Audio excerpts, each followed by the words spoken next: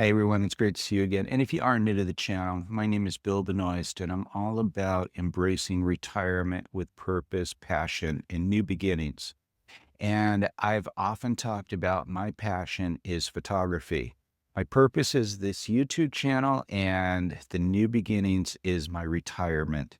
If you've been following me for any time, you know that I periodically post videos about photography, and I'm really into creative photography. In fact, one of my favorite photographers, renowned photographer, a guy named Pep Ventosa, I recently did a video about him. I'll put a link to it in the upper right-hand corner. I got to meet Pep, and it was just a remarkable experience for me. He does very much what I would say creative photography in what I would say impressionistic a theme. It looks like his photos are painted, and it's just absolutely beautiful work. And that's something that I've been enjoying as well. So I bought this camera, and I did not go with the kit lens. I wanted to do a prime lens. I know prime lenses are probably the most sharp. After I bought the prime lens, it was a 23 millimeter.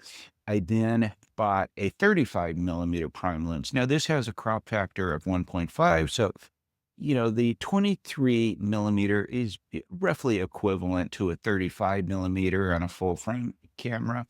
And the 35 is right around close to a 50 millimeter. But that was the two lenses. Now, I also bought what they call a lens baby, 50 millimeter optic. It's a really fun lens, and I'm going to do a video on that soon. But one of the things that I do with this camera is multiple exposures. Again, one of the things that I like about this is it does have in-camera multiple exposures, and I also do intentional camera movement as well, all trying to get to that impressionistic look. And I've been doing some of what they say out there, and it's really funny. There's that Pep Ventosa style of in the round, but when I was talking to Pep during my meeting, he has no idea where that term came from, in the round.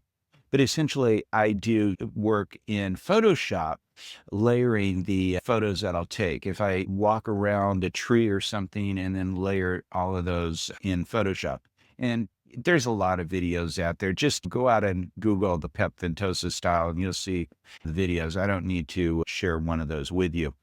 But the one thing that I have been missing with this camera is in regard to the intentional camera movement. One of the things that I'd like to do is to be able to have a slow shutter speed and be able to go ahead and when I click the shutter, zoom in, but this doesn't do anything because there's no zoom in there. And it's one of the ways that you do intentional camera movement. So I started thinking about getting a zoom lens, and I did a lot of research on this, and I narrowed it down between a 16 to 55 f point, I believe it's 2.8, and this one, which is a 16 to 80 millimeter f.4. And I know I was going to be sacrificing the aperture because something that f.2a is going to, of course, let a lot more light in. Just the opposite. When I am doing intentional camera movements and I have a slow shutter speed, I'm usually putting a ND 6-stop filter on my lens to really darken the exposure so I can go ahead and or lower the shutter speed, excuse me, not increase it, but lower the shutter speed. Finally decided on the 16 to 80. From what I've read is that it's one of the best kit lenses out there. This thing is solid. It's fairly heavy. It's definitely, probably, I would say, twice as heavy as the prime here, the 23 millimeter. It is solidly built.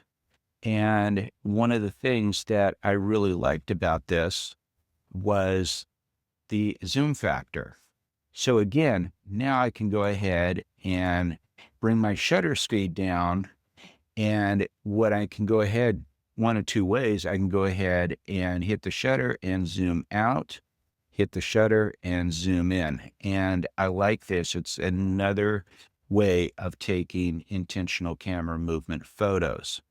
So I took this out recently to a place called the San Jose Municipal Rose Garden. I live in the Bay Area, San Jose area, and they had this beautiful rose garden. And I was so fortunate that on my trip, everything was in bloom. In fact, it was really crazy because I have been there many times and I've never seen as many people visiting the rose garden as I did in this trip. And so I wanted to show you some of the photos that I took during this trip. And, some of them are just your standard everyday shots. So either going at 16 millimeter wide angle all the way up to zooming in with the 80 millimeter. But really what I was playing with was you're going to see intentional camera movement. You're going to see the in and around where I walked around a fountain. I took 27 photos, all the same exposure, and I layered these in Photoshop. And then I also did some multiple of exposures with it. Check it out and let me know what you think.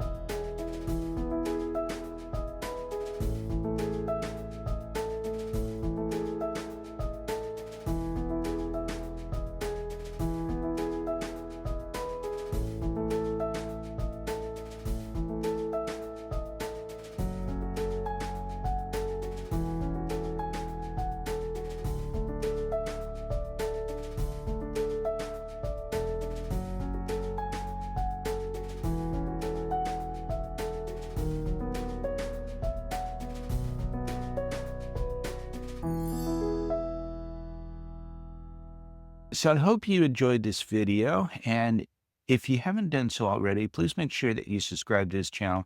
Hit that bell notification as I do upload videos every Tuesday. Going to be uploading videos on retirement living, embracing retirement, and also photography because this is my passion. So I hope I can appeal to a wider audience with this. And thank you again for stopping by. I look forward to seeing you next week. Take care.